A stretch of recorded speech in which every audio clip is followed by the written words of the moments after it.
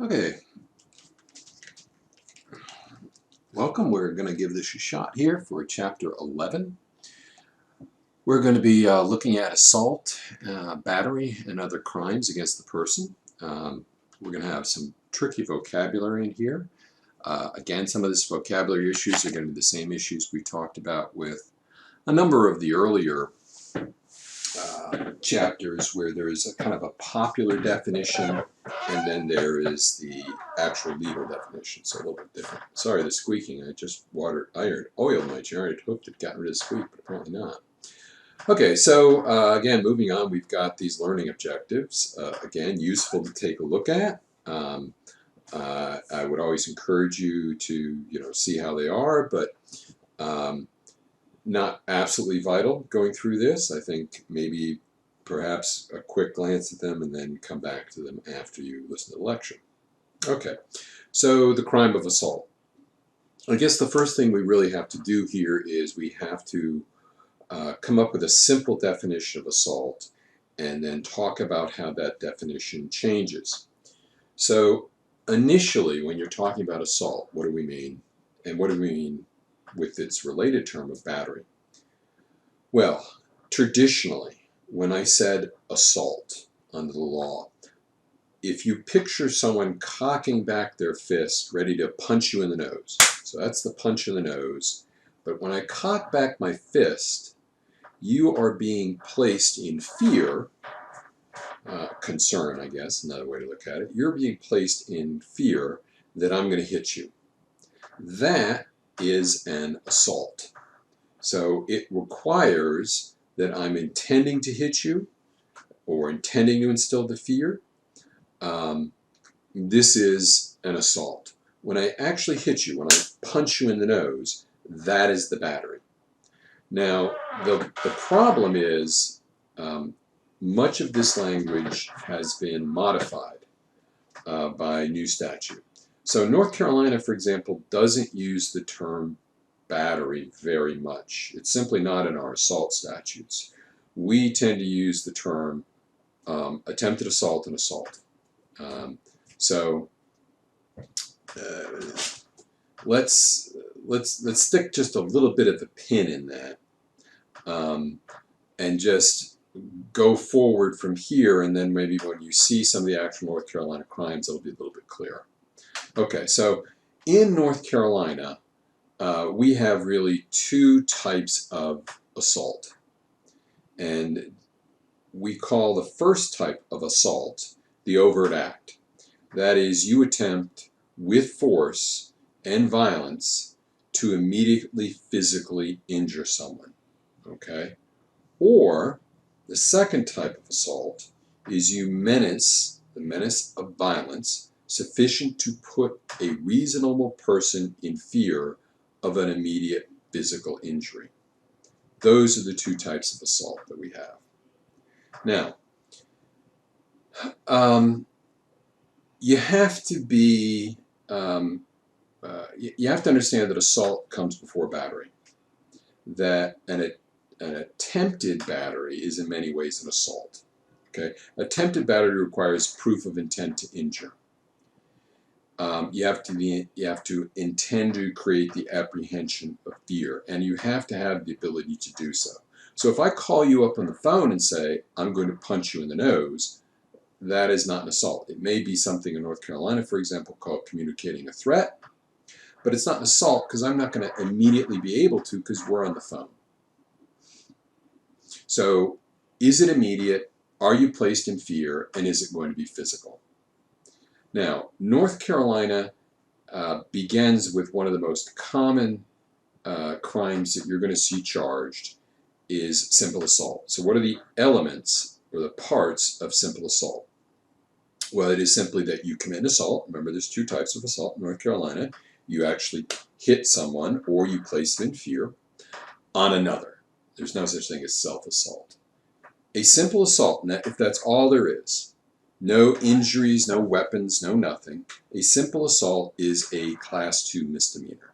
And that's a very minor charge in North Carolina. That doesn't call for months or years. That calls for days in jail.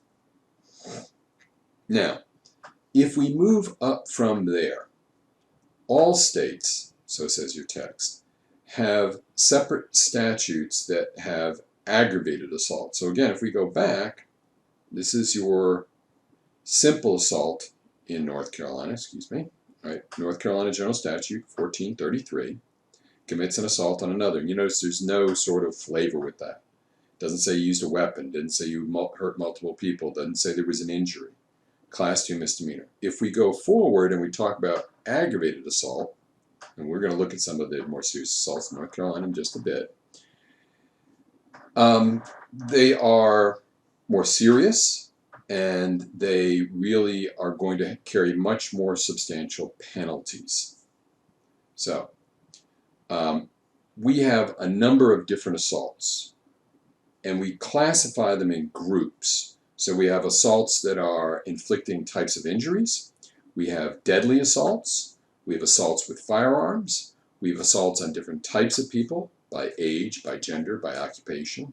We have habitual assaults, kind of the 3 strikes you're out statutes. And we have ethnic intimidation, which I put in there because that's just one of the broad categories. Again, we'll talk about that in a second. So battery is that physical contact. Remember, assault, classically, you're in fear. Battery, you've got it. Now, North Carolina puts them together. North Carolina says an assault is both being put in fear or being actually hit. We don't distinguish between the two. All right, so let's look at levels of assault. Remember, I said there's different ones. So the first group of assaults here are assaults based on the injury. So remember, we have the simple assault, and that essentially says there's no injury. But let's suppose you inflict a serious injury. It's going to be a class 1 misdemeanor, A1 misdemeanor. Let's suppose you inflict serious bodily injury, which is the next kind of step up. That's going to be class F felony, which now we're starting to talk not days in jail, but months and months in prison. Then we have a special one in North Carolina, assault inflicting physical injury by strangulation, class H, even more serious. Then we ask, well, is this a deadly assault? So let's suppose you committed an assault with a deadly weapon. You attacked someone with a gun or a knife, more about what a deadly weapon is in a minute. That is just an A1 misdemeanor.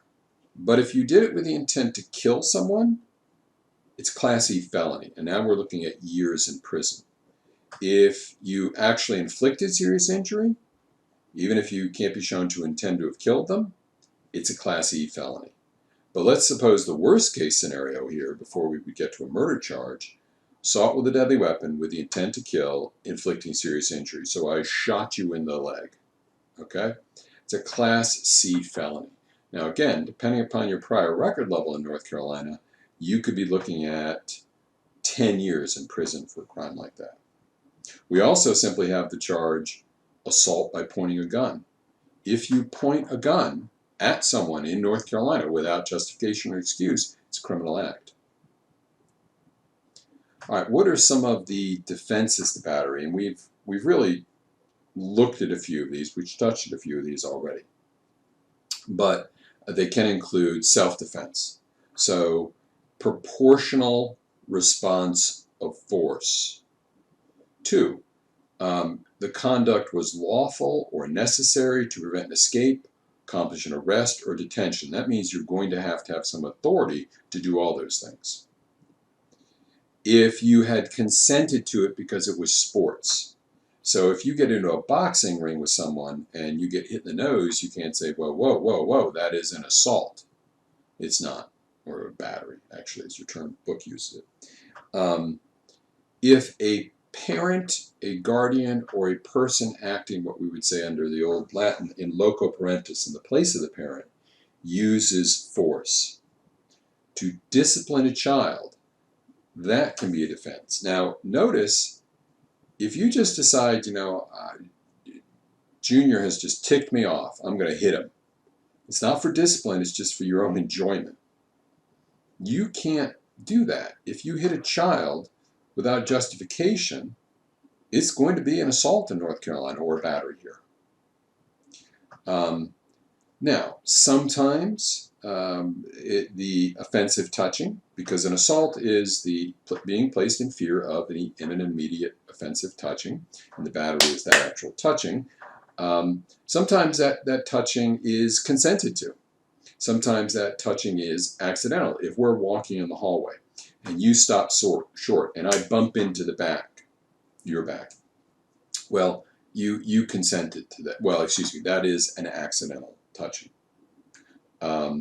If we were having a slap fight, well, you consented to be slapped, I consented to be slapped. You see these stupid things on YouTube sometimes. That would be a defense. So necessary circumstances, consent, or accidental. Also, I do want to touch on this point. I don't want you to get hung up thinking that the assault or the battery has to be a striking or hitting. It's any offensive touching. So obviously, if I take a gun and shoot you, that's offensive touching using an object, or stab you, or if I punch you in the face, or if I kick you. But if I spit on you, that would be an offensive touching. Even if you're not physically harmed, if there is a shock to it. So if I go up to a woman and uninvited and unasked, I grab her breasts or swat her butt, that would be an offensive touching. If I went up to a stranger in line at the Piggly Wiggly and I licked the back of his neck, it didn't harm him, but it's offensive. I mean, nobody wants to have, by a stranger at least, the back of the neck licked. So that would be under statute as well. Okay, now the next chapter we're going to do here is going to talk about rapes and sexual assaults. So I'm going to leave a lot of this for there, but your book touches on this, that many states have enacted sexual assault statutes to replace or add to their old rape statutes. And it's really because there was in the past, I would say, really only rape statutes pretty much. And we began to recognize that there's other types of sexual assault. And it can be something like, again, I just used an example. If I went up and grabbed a woman's breasts, okay, you could claim, well, that's not just an offensive touching, but it's also a type of sexual assault. And states have codified that. And in the next chapter, chapter 12, we're going to look at that a little bit more. Okay, so again, North Carolina, if we look at this, has rape as a separate category, which is why we're going to put it off. But then we created sexual offense, sexual rape, statutory rape. We created a whole series of things that we'll look at. Sports injuries when force exceeds the rule of the game. Your book wanted to talk about this, so we'll talk about this. What happens when you go beyond what is consented to? So let's suppose I score a touchdown, the game is over, the play is over, and you're still mad, and you're a linebacker, and you blindside me. I'm sitting there, I'm doing my end zone dance, and from behind you run and you tackle me as hard as you can. Then that could be a criminal charge. You only consent to certain contact. You don't consent to all contact. It's like if I get in a boxing room with you, yes, I've consented that we're going to box. I didn't consent that you take out a blackjack and hit me in the back of the head. Okay, well, we'll look at that criminal assault. That's from actually a Duke University article. It was a pretty interesting article, but I'll let you take a look at that. Okay. Now, pushing, pinching, biting, scratching, touching, kissing, punching, spitting, tackling, all those things can be done in a friendly way, in a joking way, in a loving way, or with consent. All right? Or any of those things there could be hostile, angry, belligerent, or unwelcome. And just because you want to kiss someone, just because you want to touch someone, doesn't mean that they are consenting to the touch or to the kiss.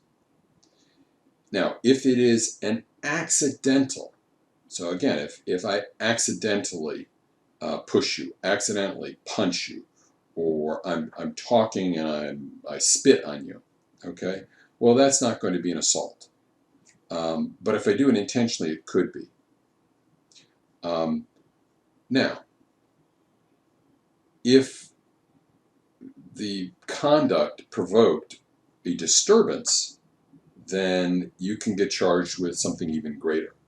So in North Carolina, we have something called fighting words, words likely to promote immediate violent contact or result. So sometimes an act is designed to cause a fight. And if it causes the fight, that can be worse. All right, so we also have in North Carolina different assaults. We have, if you have an apparent ability to harm someone and you place them in fear of that harm, and the person reacts in a way that they wouldn't have reacted without your action. So here's a quick example. I'm at a bar. I take a bottle, I break the bottle, I hold it up, and I say, I'm going to cut you with this. Now, this is, you haven't actually been stabbed, but I'm showing I'm ready, willing, able, capable of inflicting violence. In North Carolina, that would be assault by show of force. Now, since North Carolina's assault statute kind of has rolled both assault and battery into the same charge, there's no such thing as an attempted assault in North Carolina. It's either an assault where you place me in fear, or it's an assault where you actually hit me. But we don't have assault and battery so much in North Carolina. All right, well, what about when we say there is a felonious or aggravated assault? What do we do here? So this really means that the state has decided to kind of up the ante. Did you use a firearm? Did you inflict serious injury? Did you do it on a gender or handicapped person? So again, North Carolina will look at types of injuries for serious injuries. So if you shot someone, gunshot, if you injured their head, if you cut them, you stabbed them, you punctured them, if they lost a tooth or was subject to severe bruising, all of those would classify as a serious injury. So it would be assault inflicting serious injury. Even if I can't point to something and say there is a physical manifestation of injury, if I can show mental injury, particularly one that might require hospitalization, that could be a serious injury as well. North Carolina also, you will often hear the term deadly weapons. Now I want to address the point of per se deadly weapons and regular deadly weapons. What does per se mean under the law? Per se is simply a legal shorthand that means automatic. So if you have a gun, that is a per se deadly weapon. If you shoot a gun at somebody, you can't say, well, I didn't think it would kill him. I didn't think it was deadly. I just shot him in the hand. Well, the bad news for you is that it's entirely possible to shoot someone in the hand and then for them to die. So North Carolina says, any weapon capable of inflicting serious bodily injury, whether it did it or not, is a deadly weapon. Now, sometimes it is dependent upon how and when they're used. So a 2x4 may not be a deadly weapon if it's installed in your house. But swinging a 2x4 at the head of somebody would be a deadly weapon.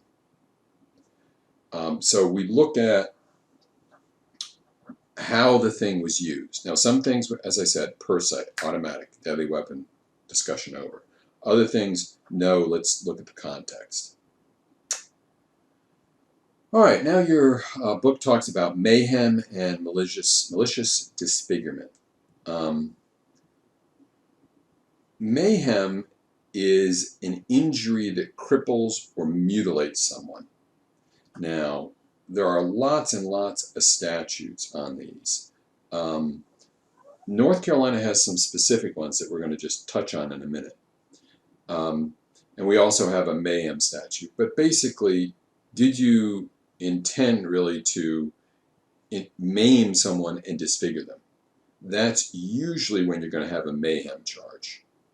So it's not just you punch them, it's not just you hit them, it's not just you slap them or spit on them, it's that you cut off their little finger, or you put out their eye, or cut their nose. So North Carolina has a number to look at. I just threw some of these in here. For example, we have malicious maiming. And we have a number there, and that's North Carolina General Statute 14-30. So, for example, we have maiming of the eye, ear, nose. We have the we also have a malicious. We have regular castration and malicious castration, which is the removal of any privy member in North Carolina, which is going to include penis, testicles, ovaries, vagina. Okay. And then we have some that are very specific. I just threw in one here: malicious throwing of an acid or alkaloid. Those are specific crimes. But all these are going to focus on either what is injured. Were you severing a limb, a finger, putting out an eye, taking off an ear, damaging a nose, hurting a privy member? Or how did you injure it? Did you throw acid? Did you castrate? Did you cut? Did you remove? All right, hate crime laws. Many states have enacted hate crime laws that enhance penalties. And I often hear people say, well, why do we have these? You know, why does it matter why someone did something? Well, motivation can be very important. What it typically does is increases penalties. Factors that surround crimes typically increase or, in theory, decrease it. So, quickly, North Carolina General Statute 14401.14. If because of a person's race, color, religion, nationality, or country of origin, it says if because of race, color, religion, nationality, country of origin, you assault another, damage property, deface, or threaten to do any of those, class misdemeanor. So all you have to do is threaten. That's going to be worse than a simple assault. Remember, simple assault's class 2 misdemeanor. This is class 1 misdemeanor. Now notice that it doesn't have to be between two different members of different races, colors, or religions. So let's suppose I'm having an argument with someone, and let's suppose my son is dating someone of a different religion. And I say, you can't date I don't know, stick in the religion, a Buddhist. You were raised Catholic and you're going to marry a Catholic. And my son says, no, Dad, I love her and I want to marry her. And I hit him. Or I threaten to hit him. Okay? If I'm doing that because of race, color, religion, or nationality, that's ethnic intimidation. All those are covered. So it's not just me threatening someone who is of another religion. Okay, child abuse and neglect. The United States has the worst in the industrialized world record of child abuse and child neglect. Some of this starts with the fact that in the United States we have among the highest in the world of child poverty rates. At least 1 in 5, sometimes 1 in 4 of children are born into poverty. People who inflict injuries on children, of course, can be charged with the actual other crimes, such as if they kill a child, they can be charged with the homicide, the murder, or an assault, or a battery, or assault with deadly weapon, or aggravated battery, any of the rest of these. But we also have specific ones for active and passive. Remember, most crimes in the United States are crimes of commission.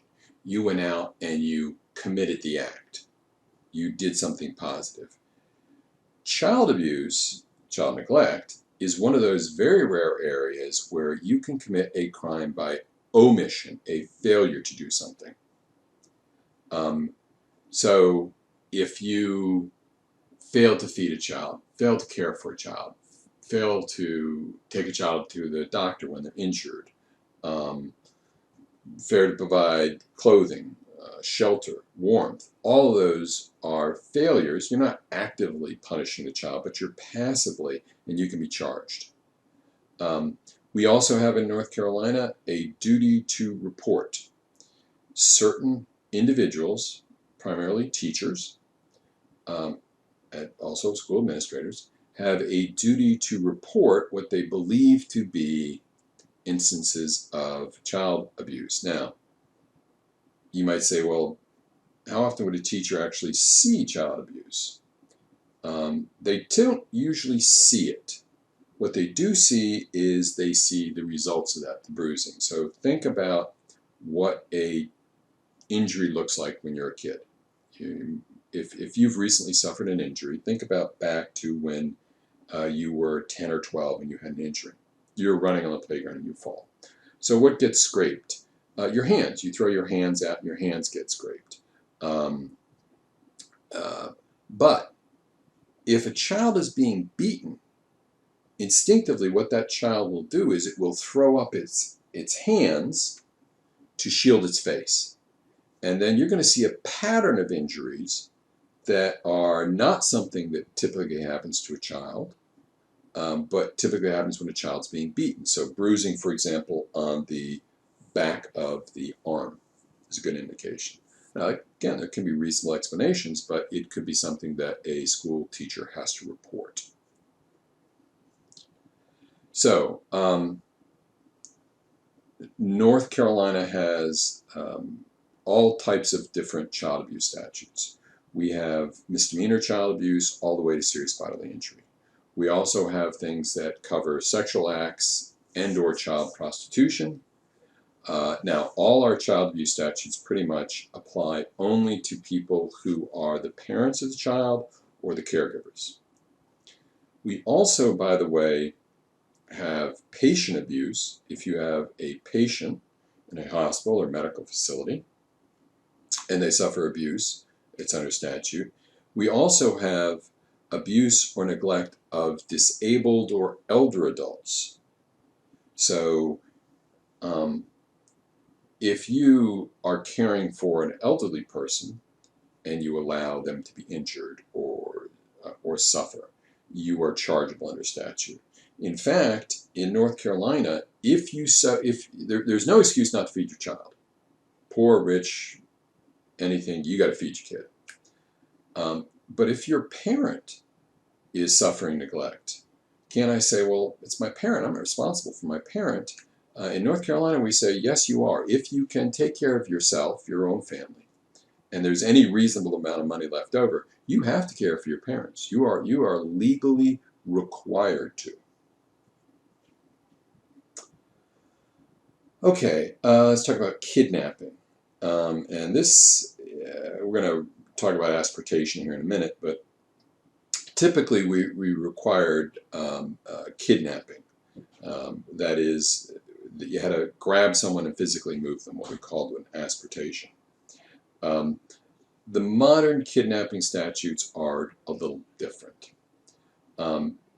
Today, we don't look at necessarily completely completely moving someone.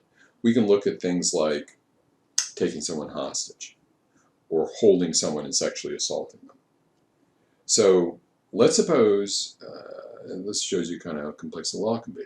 Let's suppose I broke into your house and I tied you up and I held you in there for several hours and committed a sexual assault. You might say, well, okay, it's a sexual assault. That's the crime. Well, in the first case, it's a burglary. You broke, you entered an occupied dwelling with the intent to commit a felony, and you did commit a felony inside. So we'll stick burglary on our first charge. Then you could argue you held someone against their will, you tied them up, you held them for a sufficient length of time. It's a kidnapping. And, well, wait a minute, what if I didn't move them? Remember, you don't have to move them under modern kidnapping statutes. You don't necessarily need that asportation. So North Carolina has 2 degrees of kidnapping, and I want to talk just a little bit about each of those. First degree and second degree, and the distinguishing characteristic there is, in second degree kidnapping, you'll get charged with that as opposed to first degree kidnapping if you release the victim unharmed and in a safe location. So this is always an incentive when the police know a kidnapping has occurred. So someone's got a child. You can say, okay, we know you screwed up, but release them now, and it's second degree kidnapping. It's years less in prison. Don't release them safely, or commit an assault on them, or rape them, or do something like that. It's first degree kidnapping, you're looking at multiple more years in prison. Now, a step down from kidnapping in North Carolina is felonious restraint, and this really does require that asportation. You restrain someone and move them. But if you didn't move them, you've got false imprisonment. You restrain them or detain them. We also have abduction of child, because most of the children that are, using just the common term, not the technical term, kidnapped, are taken by non-custodial parents. So if one parent has lawful custody and another parent takes them, North Carolina makes that a specific crime, abduction of a child. We also have in North Carolina human trafficking statutes. And these include the 2 big ones, involuntary servitude and sexual servitude. So, quick examples. Let's suppose you bring in some illegal immigrants, you traffic them in, you put them up at a farm, and you say, okay, you owe us $3,000 for getting to the United States. You're going to work here at this farm until you work it off, and you can't leave. That's slavery. That's a criminal act in North Carolina. Of course, worse than that, or depending, but yeah, I'd say worse than that, you could have sexual servitude, where you traffic people into the country, bringing them in for the purposes of using them as prostitutes. Okay, so you've got kidnapping by confinement. This is an alternative. So, for example, like I said, sometimes you don't need that asportation, that movement. Sometimes you can just lock someone someplace. Sometimes you can just confine someone to a room.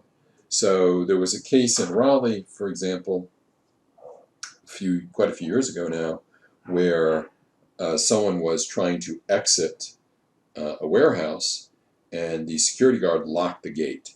So he was trapped in a 50,000 square foot warehouse. Well, he's not like confined in a bathroom, but that was enough for a charge to lie.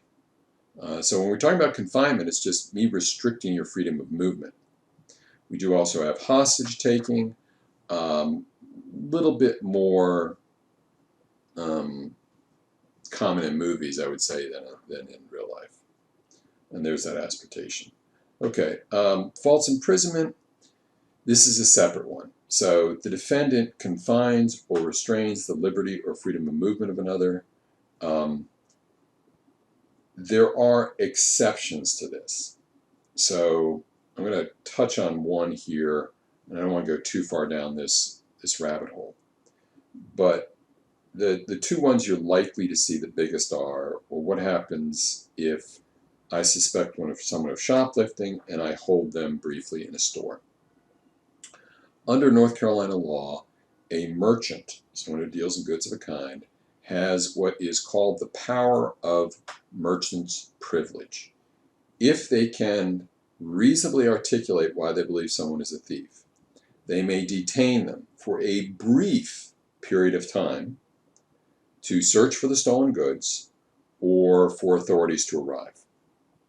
However, if at any point that suspicion disappears or is unsupportable, or if the detention is going to be any length of time, then it will be a false imprisonment charge if you continue to hold them.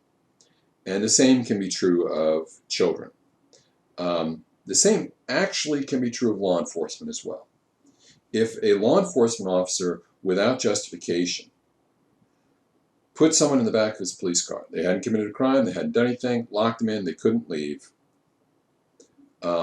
He just wanted to establish his authority. I don't care, whatever we're making up.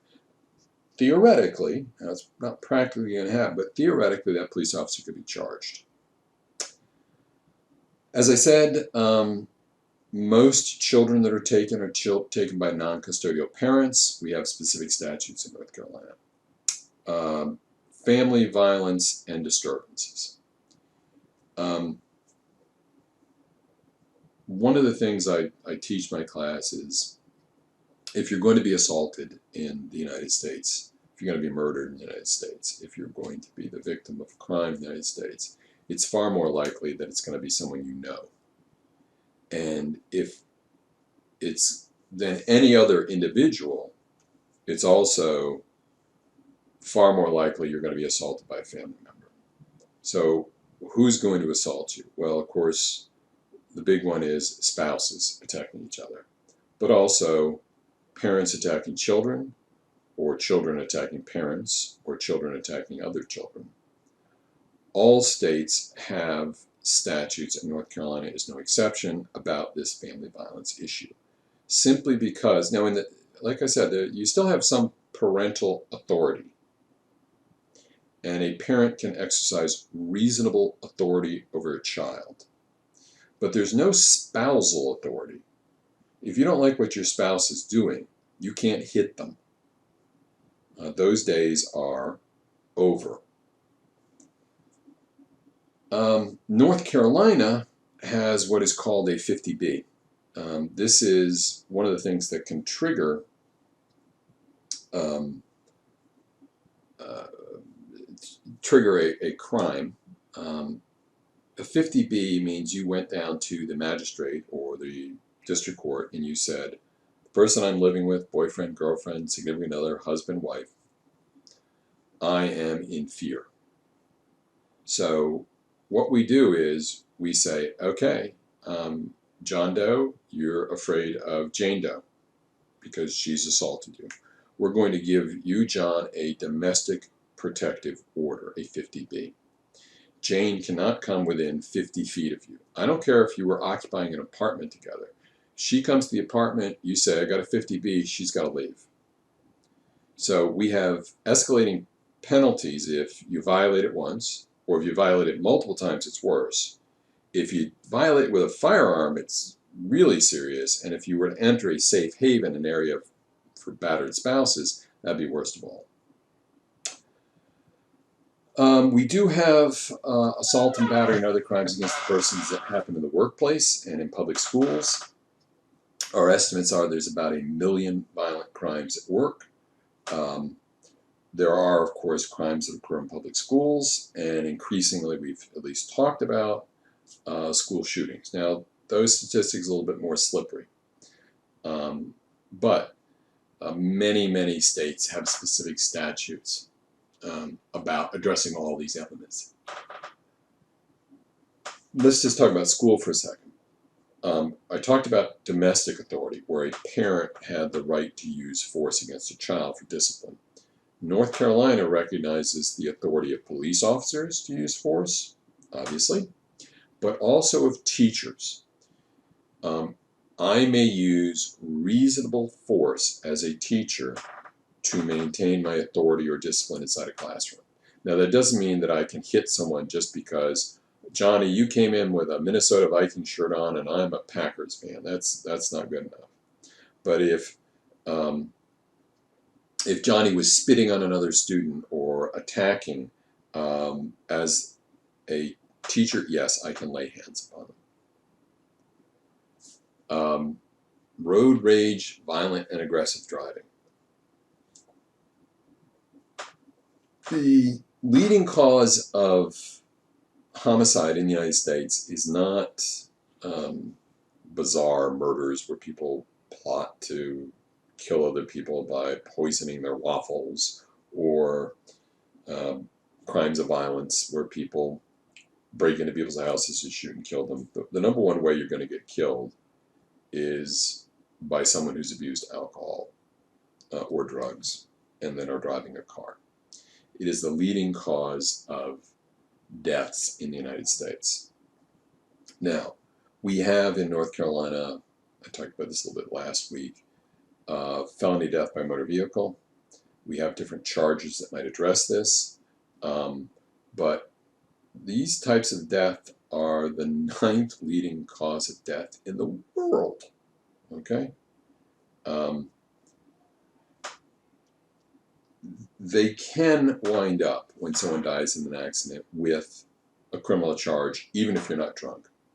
So if we go back to North Carolina and we look at the more serious ones, if you were drunk driving and killed someone, it's probably going to be at least felony death by motor vehicle.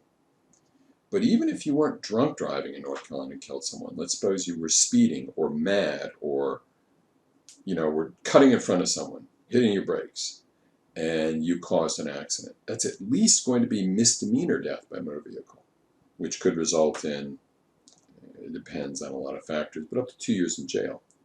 Okay, there's one thing I didn't talk too much about, and I want to back up here for a second in the North Carolina ones, because I didn't want to go too far down this road. So I talked about how North Carolina had all these different types of assaults. One of the things I did not talk about was that 4th category there, assault on different types of people. North Carolina has some very specific statutes there as well, that if you assault someone under a certain age, so we set different ages. Assault on a child is the typical one. That will make it a more serious case. We have also separate charges if you commit assault because of gender. Now that's usually in North Carolina assault on a female. And one of the questions I get in class all the time is, well, that doesn't seem fair. How can it be a more serious crime, and it is, to hit a woman than it is a man? Well, it's actually gone to the Supreme Court of North Carolina, and it's been upheld. You can have greater penalties for assault on women.